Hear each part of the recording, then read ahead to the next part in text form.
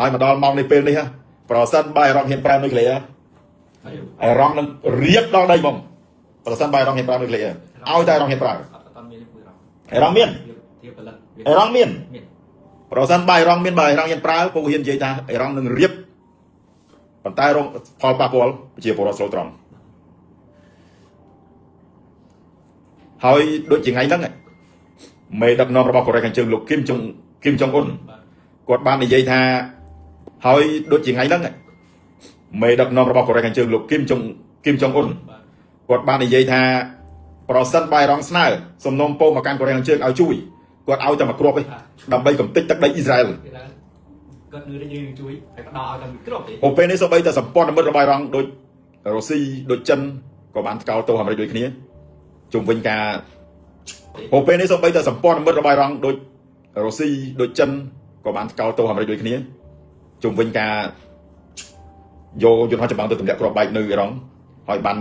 ផ្ដាច់ជីវិតមេដឹកនាំគឺលោកអាយ៉ាតូឡាអាលីខាមេនីថែមទៀត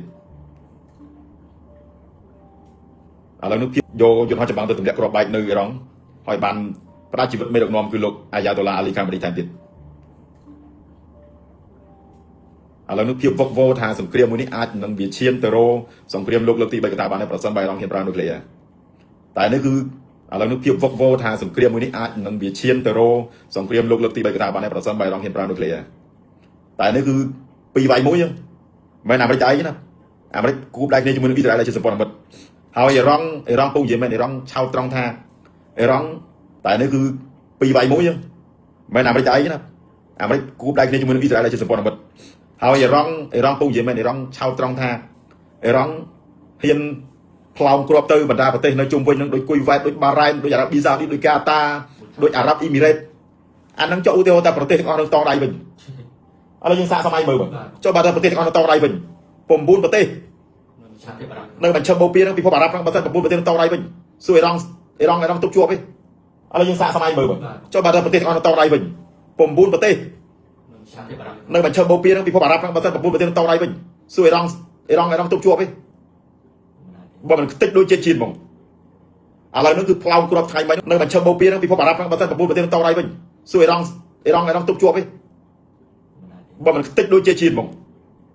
ឥឡូវនេះគឺផ្លោមគ្រាប់ថ្ងៃមិញផ្លោមគ្រាប់យំមិញផ្លោមគ្រាប់ទៅស្ថានទូតអាមេរិកនៅទីក្រុងរីយ៉ាតដូចបើមិនខ្ទេចដូចជាជាតិហ្មងឥឡូវនេះគឺផ្លោមគ្រាប់ថ្ងៃមិញផ្លោមគ្រាប់យំមិញផ្លោមគ្រាប់ទៅស្ថានទូតអាមេរិកនៅទីក្រុងរីយ៉ាតដូចពងនិយាយចឹងថាក្បែរកន្លែងផ្ទះបារ៉ូដូនៅរ៉ូដូដល់ពេលគាត់ឃើញបញ្ហាមើលទៅអត់ស្រួលឲ្យពីរថបើកយន្តហោះឯកជនរបស់គាត់ហ្នឹងគឺហោះទៅអេស្ប៉ាញសិនហោះទៅម៉ាឌ្រីតអានេះគឺជាភាពព្រួយបារម្ភរបស់ពិភពលោកដែលកំពុងកើតឡើង